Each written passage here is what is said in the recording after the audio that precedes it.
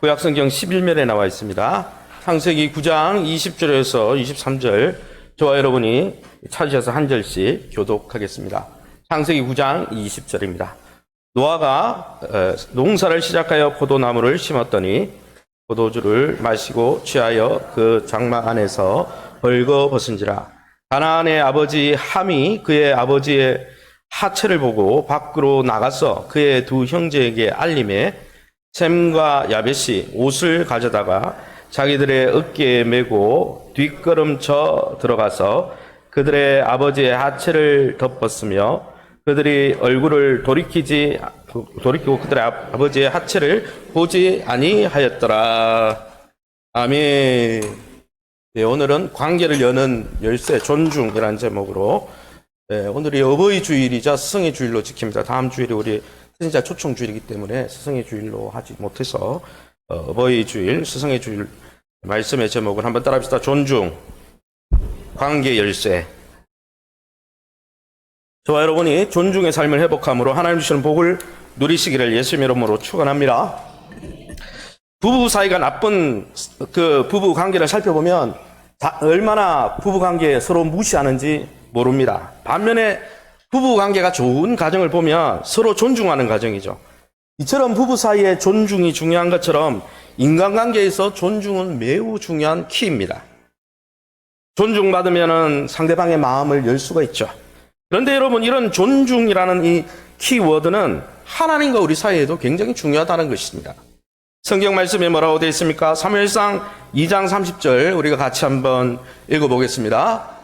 사무엘상 2장 30절입니다. 2장 30절 말씀 같이 읽어보겠습니다. 나를 존중히 여기는 자를 내가 존중히 여기고 나를 멸시하는 자를 내가 경멸하리라.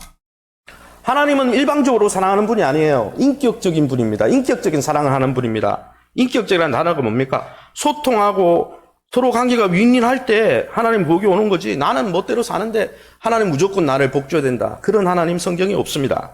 오늘 성경에 보면 하나님을 존중히 여기는 자를 하나님 높이시고 하나님을 경멸하는 자는 경멸하겠다 했습니다. 여기 멸시하는 이라는 단어가 나오는데 천하게, 우습게, 가볍게 여긴다는 뜻입니다. 그래서 여러분, 하나님과 우리 사이를 좋게 하려면 딱 하나가 있어요. 하나님을 존중하면 됩니다. 할렐루야. 반대로 여러분, 아무리 우리가 시간을 내어서 금식으로 기도해도 기도를 들으시는 하나님을 존중하지 않으면 하나님 결코 기도 응답에 하지 않겠다고 말씀하고 계십니다. 잠언 28장 9절 말씀이죠. 뭐라고 되어 있습니까? 율법을 듣지 아니하면 기도도 가증하니라. 현대어 성경도 읽어보겠습니다. 사람이 가르침을 싫어하여 귀를 막아버리면 하나님도 역겨워하시며 제 아무리 빌고 빌어도 귀를 막아버리신다. 하나님 말씀을 무시하면서 하나님 경멸하면 하나님도 우리의 소리를 듣지 않으신다는 거예요. 인격적인 하나님이십니다. 인격적이라는 말은 일방적이라는 말이 아니에요. 인격적인 그 단어에서 중요한 것은 뭡니까? 존중이라는 것이죠. 내가 하나님 존중할 때 하나님도 나를 존중해 주시는 것이죠. 그래서 회개하라, 천국이 가까우는 거지. 회개도 안 하고 하나님 존중 안 하는데 천국의 백성이 된다? 천만에요. 여러분, 하나님은 우리에게 존중받길 원하십니다. 에덴 동산에서도 하나님은 존중받길 원하셨습니다.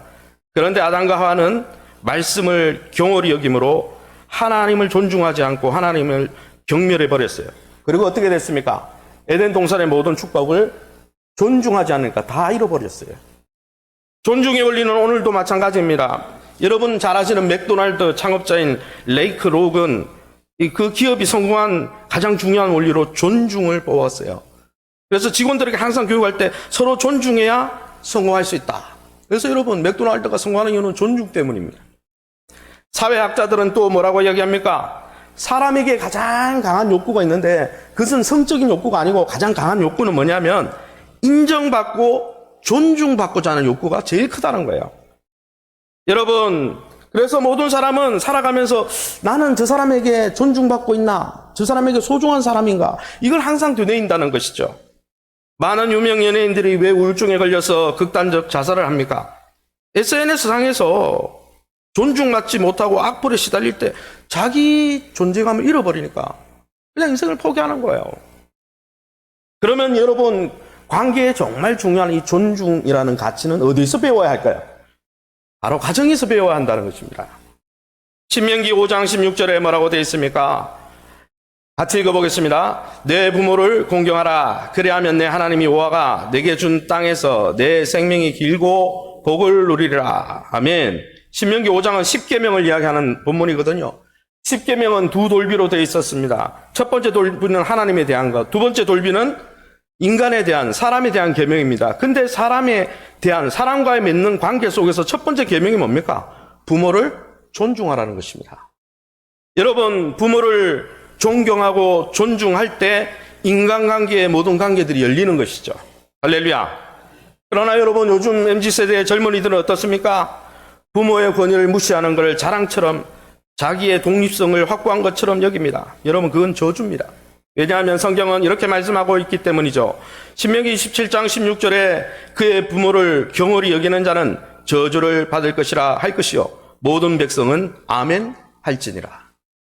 그러면 여러분, 모든 관계의 키가 되는, 가정에서 배워야 되는 이 존중에 대해서 하나님은 무엇을 말씀하실까요? 먼저 첫 번째는 한번 따라합시다. 하나님의 백성은 육신의 부모를 존중하는 삶을 배우고 훈련해야 합니다. 하나님의 백성이라면 육신의 부모를 존중할 줄 알아야 된다는 거예요. 언제요? 부모가 실수할 때라도. 오늘 성경에 읽어보면 노아의 가정에 본보기가 나옵니다. 부모 존중이 아주 중요한 예시죠. 창세기 9장은 특별히 하나님이 그 이전 세상, 죄로 관여했던 세상을 다 홍수로 심판하고 리셋했습니다. 세팅을 새로 했어요. 그래서 9장 13절에 18절에 보면 내가 내 무지개를 구름 속에 두었나니 이것이 나와 세상의 언약의 증거니라. 방주에 나온 노아의 아들들은 셈과 함과 야곱이시며 함은 가나안의 아비라. 얼마나 새로운 출발을 이야기하고 있습니까? 이 구절에서 유독 함에게만 덧붙여 이야기했죠. 함은 가나안의 아버지다. 복선이죠. 사실 성경은 일부러 지어낸 이야기가 아닙니다. 일부러 지어낸 이야기면 실수를 기록 안 해야 되죠. 믿음을 더 줘야 되니까. 그런데 성경 창세기 9장 20절에서 21절에 보면 뭐라고 되어 있습니까? 노아가 포도주를 마시고 취하여 그 장막 안에서 벌거벗었다 했습니다. 하나님이 인정한 의인 노아인데 노아의 실수가 기록되고 있습니다. 성경은 포도주를 금하고 있잖아요. 그리고 포도주에 취해 있으니까요. 이것은 성경에 나오는 딱 한 번의 노아의 실수입니다. 그런데 중요한 것은 이것입니다. 노아가 왜 술을 퍼마셨냐? 이게 중요한 게 아니고 그 아버지의 실수를 목격한 노아의 자녀들이 어떻게 반응했냐? 성경은 거기에 관심이 있다는 것이죠. 어떻게 반응했습니까? 창세기 9장 22절에 이렇게 되어 있습니다. 가나안의 아버지 함이 그의 아버지의 하체를 보고 밖으로 나가서 그의 두 형제에게 알렸다. 둘째 아들인 함이 아버지에 대한 존경심이 없었음을 우리는 알 수 있습니다. 여기에 본다, 여기 보고라고 되어 있는데 이 본다란 말은 슬쩍 지나가면서 봤다는 말이 아니고 자세히 보고 계속 주시하고 주목하다라는 뜻입니다. 즉 아버지의 부끄러운 광경을 보고 또 보고 즐겼다는 것이죠. 그리고 즐기기만 했습니까? 그 실수를 형제들에게 알렸어요. 요즘 말로 하면 부모님의 허물을 스마트폰으로 찍어놨다가 저장해서 보고 하다가 SNS에 확 올려서 전파시킨 거죠. 함의 이러한 행동은 부모의 실수를 부각시킨 행동이고 부모의 존경을 빼앗는 도둑질이었습니다. 아버지의 권위에 대해서는 조금 더 생각하지 않고 고발하고 참소하는 쾌감을 즐겼죠. 아버지도 이런 실수를 했다. 그런데 여기서도 함을 소개할 때 가나안의 아버지라고 소개하고 있죠. 여러분 중요한 것이 무엇입니까? 여러분 함은 아버지의 실수에 대해서 아버지가 실수할 때 아버지를 공경하지 않았다는 거예요. 그러면 다른 두 형제는 어땠습니까? 23절에 같이 한번 읽어보겠습니다. 뒷걸음쳐 들어가서 그들의 아버지의 하체를 덮었으며 그들이 얼굴을 돌이키고 아버지의 하체를 보지 아니하였더라. 여러분 셈과 야벳은 어땠습니까? 다른 두 형제는 어땠어요? 아버지를 존경했다는 거예요. 어떻게 존경했습니까? 실수를 떠벌리지 않았습니다. 아버지의 실수를 겉옷으로 덮었습니다. 아버지에 대한 존경에 금이 가는 걸 원하지 않았으니까 하체 수치스러운 것을 보지는 않으려고 뒷걸음쳐서 들어갔어요. 뒷걸음치는 게 맞아요. 실수를 쳐다보거나 주목하지 않았다는 것이죠. 아버지가 실수했지만 여전히 아버지로서 존중했다는 것입니다. 나중에 술이 깬 노아가 이 모든 상황을 들었습니다. 어떻게 됐죠? 우리가 읽지 않았지만 저주와 축복을 선포합니다.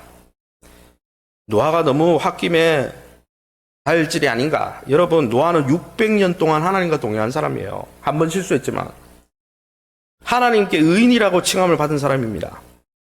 그가 지금 저주와 축복을 말하는데 이것은 분노에 차서 실현한 게 아닙니다. 성경은 그런 망언을 기록하는 것이 아니거든요. 노아가 하는 말은 그 자녀들을 향한 하나님의 예언을 대언한 것입니다. 그래서 실제로 그렇게 이루어지죠. 여러분, 먼저 무엇을 이야기합니까? 아버지가 실수할 때 존중하지 않았던 아들에 대해서, 함에 대해서 무엇을 이야기합니까? 저주를 선언합니다. 9장 25절이죠. 제가 읽어보겠습니다. 가나안은 저주를 받아 그 형제의 종들의 종이 되길 원하노라. 함이 직접 저주받은 게 아니고 가나안의 아버지 함이라고 했기 때문에 가나안이 저주를 받았습니다. 중요한 것은 부모가 실수할 때 부모를 존중하지 않는 자에게 하나님이 주시는 무서운 경고라는 거죠. 함이 행한 일 때문에 함의 아들 가나안이 저주를 받았습니다. 그 저주가 함에게 끝나지 않고 함의 자녀들에게 미쳤다는 거예요. 그런데 이건 성경을 살펴보면 더 끔찍합니다. 왜냐하면 창세기 11장에 바벨탑을 쌓는데 그 바벨탑을 쌓는 지역이 누가 살던 지역이냐면 함의 후손들이 살던 지역이에요. 하나님의 심판을 받던 소돔과 고모라, 함의 후손들이 살았던 지역입니다. 여호수아가 가나안의 7 족속을 물리쳤잖아요. 그 7 족속이 다 함의 후손들입니다. 함이 혼자 저주를 받은 게 아니에요. 아버지를 존중하지 않을 때 자녀들에게 죄의 물고 저주의 물고를 트게 된다는 것을 성경은 분명히 우리에게 말씀해 주는 것입니다. 그런데 어떻습니까? 부모를 존중하지 않아서 저주를 받은 이 함과는 달리 셈과 야봇은 어땠어요? 축복이 흘러갔다는 거예요. 창세기 9장 26절에 27절 제가 읽어보겠습니다. 셈의 하나님 여호와를 찬송하리로다. 가나안은 셈의 종이 되고, 그리고 27절에 야벳을 창대하게 하사 가나안은 그의 종이 되게 하시기를 원하노라. 가나안은 이쪽 저쪽 다 종이네요. 여러분, 아버지가 실수했지만 아버지를 존중하고 아버지의 실수를 덮어준 두 아들은 하나님의 축복을 받습니다. 셈은 하나님을 찬송하는 복을 받습니다. 하나님을 경외하는 복을 받죠. 무슨 말입니까? 함의 자손에서 아브라함이 나옵니다. 함의 자손에서 유다 지파가 나오고 다윗 왕이 나옵니다. 여러분, 함이 아니죠. 죄송합니다. 셈의 자손에서, 셈의 족보에서 우리 예수님이 나오십니다. 하나님을 찬양하는 지파가 되는 거죠. 족속이 되는 거죠. 야벳은 창대하게 된다 그랬어요. 정치, 경제, 문화를 주도하는 그룹이 됩니다. 뒤에 역사를 찾아보면. 이처럼 부모가 실수할 때라도 여전히 존중하고 부모의 실수를 덮어주면서 부모를 사랑한 자녀들에게는 큰 복이 임한다고 주님이 우리에게 말씀하시는 것입니다. 그런데 사실 중요한 것은 이것입니다. 창세기 9장은 노아가 대홍수 끝난 다음에 방주에서 나와서 어떻게 살았는지를 기록하는데 딱 이것만 기록했다는 거예요. 노아가 여러분 방주에서 나와서 몇 년 산지 아세요? 350년을 살았어요. 350년 살았을 동안 한 일이 얼마나 많을 텐데 다 생략하고 하나님은 딱 이것만 기록하게 하셨다는 거예요. 뭘 이야기하는 걸까요? 그만큼 중요하다는 거예요. 다른 거 다 생략할 만큼 중요하다는 거예요. 우리가 부모를 존중하는 삶이 얼마나 중요한지를 모세는 하나님께 계시를 받아 이 창세기의 중요한 사건을 다룰 때 노아 홍수 이후의 삶을 딱 하나로 이야기하는데 이걸 이야기했다는 거예요. 다른 말로 하면 노아 홍수의 첫 번째 죄악이 뭐냐? 부모를 존중하지 않은 거라는 거예요. 근데 가만히 생각해 보세요. 노아 홍수 전에 에덴 동산에서는 첫 번째 죄악이 뭡니까? 하나님을 존중하지 않은 거죠. 선악과 왜 따먹었습니까? 하나님 존중하지 않았으니까. 현대를 살아가는 현대인들에게 가장 중요한 건 팩트입니다. 그게 진짜냐? 많은 현대인들은 옳은 일, 팩트에 목숨을 겁니다. 그러나 여러분, 팩트, 사건, 사실보다 더 중요한 게 뭔지 아십니까? 성경은 존경과 사랑이라고 말씀합니다. 내가 본 것이 상대방의 존경을 빼앗는 일이라면 말하지 말라고 이야기하는 거예요. 덮어주라고. 드러난 사실보다 더 중요한 것은, 드러난 팩트보다, 팩트를 체크하는 것보다 더 중요한 것은 상대방을 향한 존중과 사랑이라고 말씀하는 거예요. 노아가 실수했을 때 한 반응이잖아요. 여러분, 함의 행동과 태도처럼 남의 실수를, 특별히 부모의 실수를 떠들고 다니는 것은 아주 큰 죄악입니다. 왜냐하면 여러분, 누가 실수했을 때 참소하고 고발하고 떠벌리는 거 누구와 하는 행동입니까? 사탄이 하는 행동이에요. 사탄은 참소하는 자라고 그랬거든요. 반대로 예수님은 어떻습니까? 우리의 실수와 죄를 가려주시는 분입니다. 우리는 그것을 믿습니다. 가려줄 정도가 아니라 우리 죄를 가려주려고 십자가에 대신 죽은 분이 있습니다. 할렐루야. 그러기에 여러분, 부모가 실수하고 다른 사람이 실수할 때 덮어주고 용서하고 샘과 야베처럼 살면 예수님을 닮아가는 거예요. 반대로요. 남의 실수를 아랑곳하지 않고 함처럼 떠벌리고 그 실수를 이곳저곳 옮기며 즐기고 있다면 열심히 사단을 닮아가고 있는 것이죠. 큰 죄악입니다. 사랑하는 성도 여러분, 저와 여러분은 하나님이 부으시는 복을 받으시길 원하십니까? 그렇다면 여러분의 육신의 부모를 존중하시기 바랍니다. 에베소서 6장 2절 3절에 구약 신명기를 인용해서 이렇게 말씀했습니다. 내 아버지와 어머니를 공경하라, 존중하라. 이로써 내가 잘되고 땅에서 장수하리라. 평소에는 부모님 다 존중할 수 있습니다. 그러나 부모님이 나한테 상처를 줄 때, 부모님이 실수할 때 진짜 존중하는지 안 존중하는지 그때 드러나는 것이죠. 여러분, 많은 사람들이 이 땅에서 성공하기 위해서 온갖 노력은 다 하면서도 분명히 성경이 부모를 공경하는 자가 이 땅에서 성공한다, 잘 된다고 했는데 부모를 향한 존중을 배우지 않는 것이죠. 여러분, 존중은 존중을 불러오고요, 모욕은 모욕을 불러오는 것입니다. 예수님이 마태복음 7장 12절에 뭐라고 했습니까? 그러므로 무엇이든지 남에게 대접을 받고자 하는 대로 너희도 대접하라. 존중하면 존중받고, 경멸하면 경멸이 따라온다는 것이죠. 사랑하는 성도 여러분, 그러므로 가정의 달을 맞이해서 관계의 핵심 키워드와 같은 이 존중을 가정에서 가르치시기 바랍니다. 여러분, 가정에서 부모 존중 안 하면 직장 가서 상사에게 존중할까요? 절대 존중하지 않습니다. 그러므로 여러분, 타인의 허물, 특히 부모의 허물을 볼 때에 그 실수를 덮어주고 존중하는 훈련을 하시기 바랍니다. 마음을 다해서 부모님을 귀히 여기시기 바랍니다. 부모님의 말에 귀를 기울이고 순종하시기 바랍니다. 때로는 부모님이 궁핍할 때 물질로 섬기시기 바랍니다. 무엇보다 먼저 부모 존중을 배우고 연습할 때 복된 인생을 살 수 있다고 주님 말씀하십니다. 어릴 적에 우리에게 상처를 줬더라도, 때로는 실수하더라도 부모님의 자리에 부모님으로 세운 하나님을 기억하면서 존중의 삶을 회복할 수 있기를 예수님 이름으로 축원합니다. 그럼 두 번째 원리는 무엇입니까? 두 번째는 그 육신의 부모를 공경하는 것처럼 그와 같이 교회 안에 영적인 부모를 존중하라는 것입니다. 여러분, 부모는 육신의 부모만 있는 게 아닙니다. 영적인 부모가 있습니다. 우리에게 육신만 있는 게 아니라 영혼이 있는 것처럼 영적인 부모도 있는 거예요. 성경은 영적인 리더십, 영적 부모를 존중하는 사람을 하나님 나라의 핵심 멤버로, 일꾼으로, 리더로 세워주시겠다고 하나님 말씀하십니다. 어디 나옵니까, 목사님? 오늘 본문에는 나오지 않죠. 그러나 스승의 주일과 연관해서 제가 말씀드립니다. 먼저 모세를 향한 여호수아의 모습을 보십시오. 민수기 11장 28절입니다.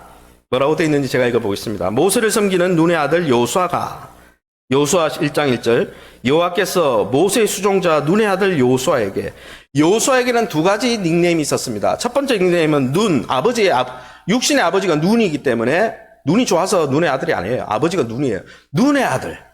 아버지를 잘 섬긴 것 같아요. 그런데 그 앞에 닉네임이 하나 더 붙었습니다. 모세를 섬기는 자였다는 것이죠. 여호수아 1장 1절에는 모세의 수종자, 좋게 말해서 수종자인지 옛날 성경에는 몸종이라고 표현되어 있습니다. 몸종처럼 섬겼습니다.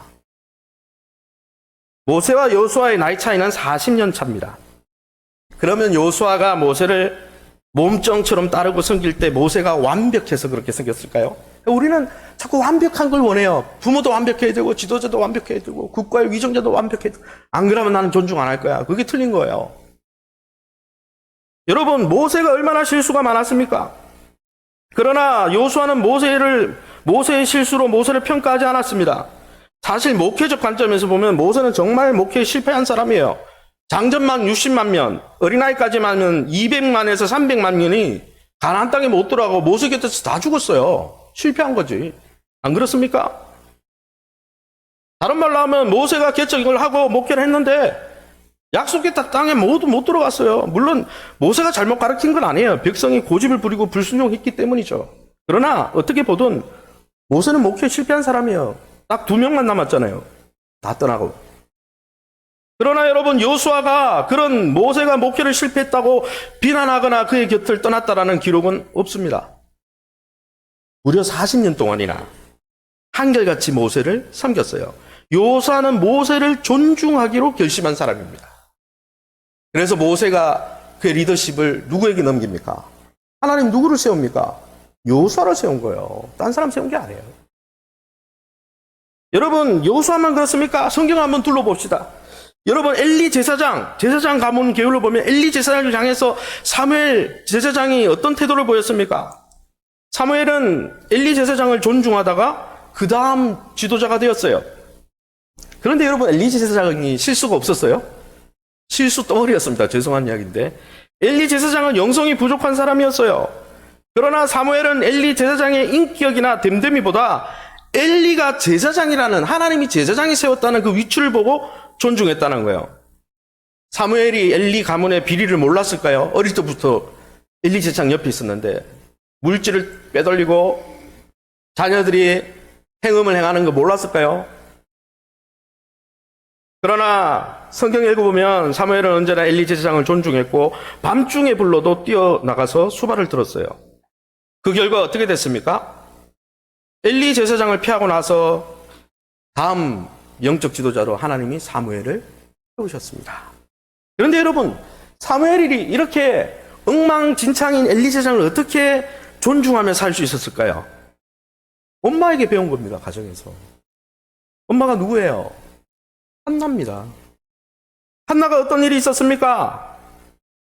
성전에 올라가서 자녀가 없어서 한탄하면서 막 방언으로 기도했는데 막 충만하게 기도하고 있는데 엘리 제사장이 뭐라고 그랬어요? 술 취했구나 너. 성전에서 술 취했냐? 아니 남의 마음을 읽어주지 못할 망정 여러 번 막 초치는 소리를 하는데 이 엘리 제사장이 얼마나 영적으로 어둡습니까? 그런데 이 엘리 제사장을 향해서 화를 내고 어떻게 제사장이 이런 말을 할 수 있냐고 따지지 않았어요. 성경에 보면 사무엘하 상 1장 15절 우리 같이 읽어봅니다. 밑줄 친 부분만 읽어보겠습니다. 내 주여 그렇지 아니하니이다. 나는 마음이 슬픈 여자라.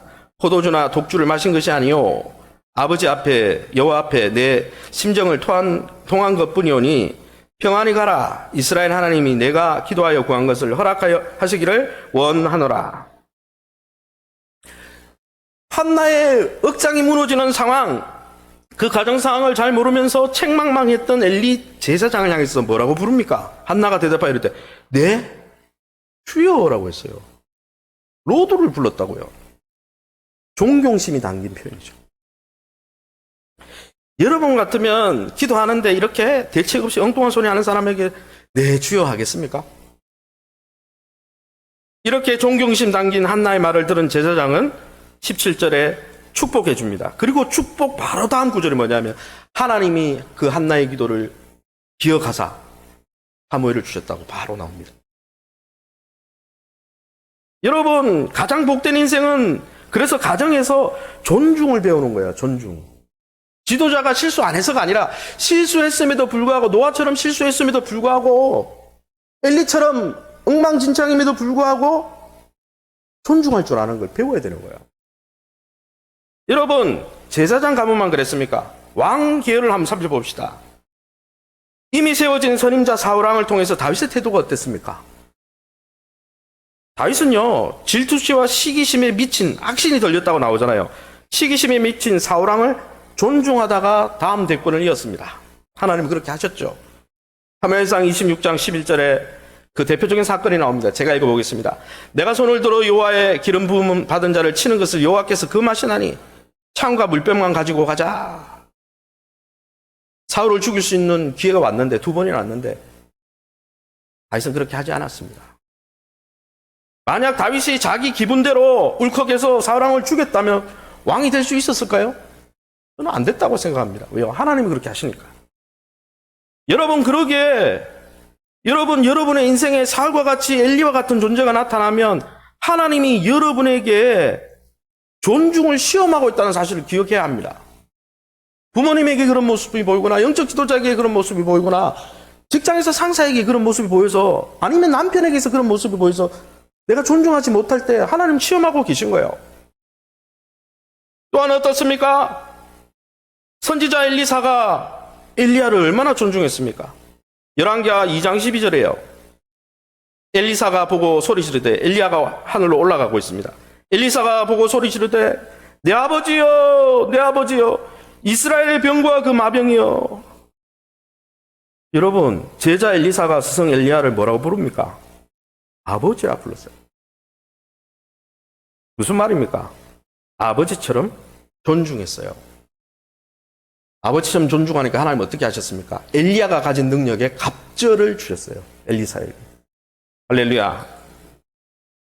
마지막 부분은 좀 부정적인 예인데, 여러분, 모세 주변에 있었던 같은 레위 지파, 레위의 증손인 고라의 태도를 보세요. 모세는 특별한 전략이 없었습니다. 날마다 기도하고 하나님이 가라 하면 가고 서라 하면서 얼마나 답답할까요? 같은 지파, 레위 지파에 있던 고라가 가만히 보니까, 모세를 보니까 전략도 없고 계획도 없는 거예요. 이 무능한 리더였어요. 무책임한 리더처럼 보이는 거예요. 내가 생각한 리더십과는 안 맞는 거예요. 그래서 모세를 신뢰할 수 없었습니다. 모세에 대한 존경심이 사라졌습니다. 그리고 어떻게 됐습니까? 모세를 공격했어요. 그것도 무리를 지어서 250명. 그런데 여러분, 하나님은 하나님이 세우신 영적 압이든 육적 압이든 리더를 향한 공격을 내버려 두지 않으신다는 거예요. 성경에 읽어보면 땅이 갈라져 250명이 산채로 매장되었어요.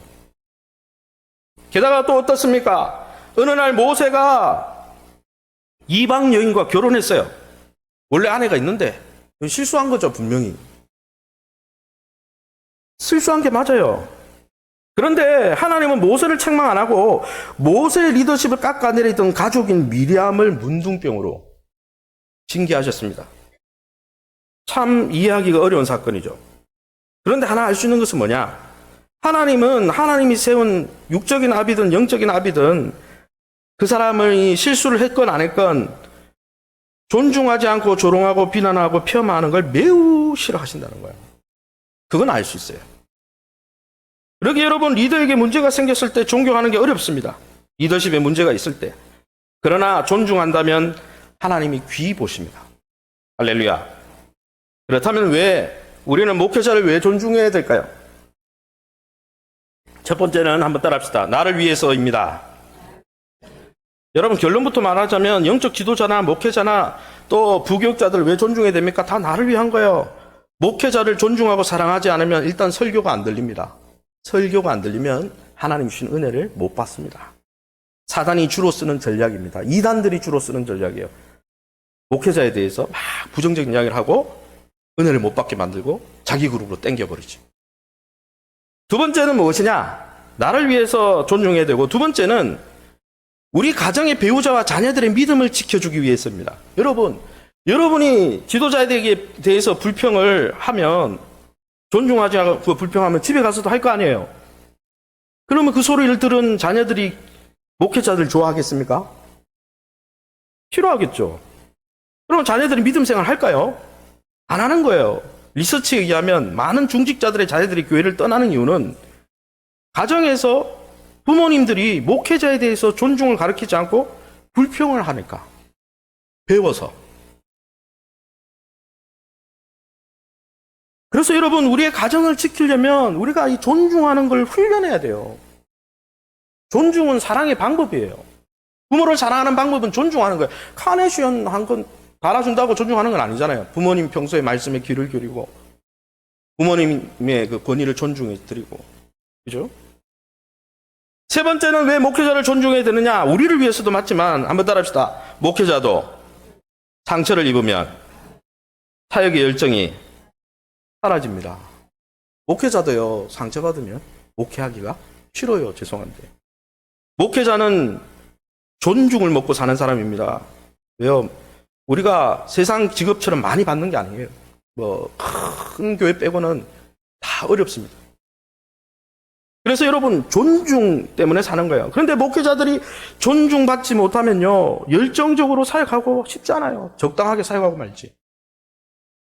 우리 노예 안에도 어느 목사님이 아직 임기가 안 됐는데 내려놨어요. 이야기 들었어요. 가슴 아프더라고요. 목사님이 하려고 할 때마다 존중하지 않는데 교회가 내려놨어요.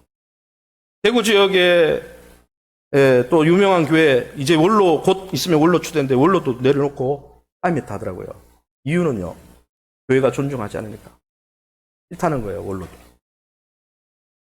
그런데 목사님, 그거는 목회자들이 너무 떼쓰는 거 아닙니까? 아니에요. 우리 예수님도 그랬었어요. 성경 읽어보겠습니다. 마가복음 6장 4절에서 5절입니다. 같이 읽어봅니다. 시작. 예수께서 그들에게 이르시되 선지자가 자기 고향과 자기 친척과 자기 집 외에는 존경을 받지 못함이 없느니라 하시며, 거기서는 아무 권능도 행하실 수 없어 다만 소수의 병자에게 완수하여 고칠 뿐이었고. 여기 본문에 보면 예수님이 나사렛에 가셨어요. 자기 고향에 가셨어요. 근데 고향에 갔는데 아무 권능이나 표적을 행하지 않았다 했습니다. 왜 표적과 권능을 행하지 않았습니까? 선지자가 자기 고향과 자기 친척과 자기 집 외에, 그러니까 고향 밖에서는 존경받지 못함이 없느니라. 이중강조죠. 존경받. 다른 데서는 다 존경받는데 고향에서는 존경하지 않는다는 거예요. 예수님 목수의 아들인가 아는데, 마리아의 아들인가 아는데, 사생아인 거 아는데, 성령으로 잉태된 걸 사생아라고 생각했죠. 그러니까 다른 말로 하면 예수님이 사역했던 나사렛 고향 사람들은 예수님을 존중하지 않았습니다. 예수님을 가볍게 무시했습니다. 귀하게 여기지 않았어요. 여기 존경이라는 단어가 나오는데, 존경, 이 티마라는 단어인데 중요시하다는 뜻입니다. 예수님을 소중하고 중요하게 여기지 않고 우호적으로 대하지 않고 예수님의 진가를 인정해주지 않았다는 거예요. 그러니까 예수님은 어떻게 했습니까? 존경하지 않는 자들 앞에서는 어떤 은혜나 능력도 베풀지 않았습니다. 그래서 하나님은 무조건 일방적으로 베풀어야 된다. 절대 그렇지 않아요. 하나님은 하나님을 수용적으로 영접하는 자들에게 은혜를 베푸는 거지. 할렐루야. 영접하는데 무슨 하나님의 자녀가 되는 권세가 있습니까? 우리가 착각하는 거예요. 교회도 이런 사람들이 많이 있습니다. 똑같이 교회를 다니고 똑같은 설교를 듣는데 목회자를 존중하지 못하는 사람은요, 불행한 사람이에요. 은혜를 못 받거든요.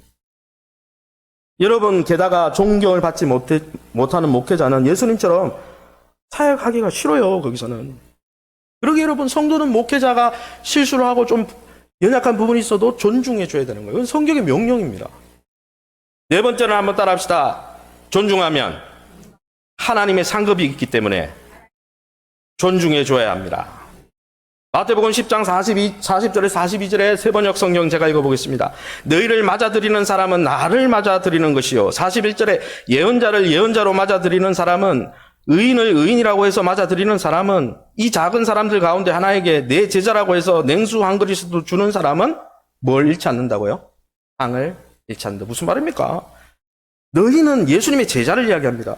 내가 보낸 자가 예언의 역할을 하면 그 예언자이기 때문에 예언자로 받아들이고, 그분이 믿음이 좋은 의인이기 때문에 믿음 좋은 사람으로 받아주고, 소자지만 제자이기 때문에 제자로 받아주고, 다른 말로 하면 하나님이 보낸 목회자예요. 목사예요. 전도사예요. 하나님께서 세운 그 종이에요. 아, 하나님이 세웠구나. 하나님이 보내셨구나. 전도사님을. 그 전도사님을 전도사님으로 예우해주면 상이 있다는 거예요. 요즘 현대어로 이야기하면.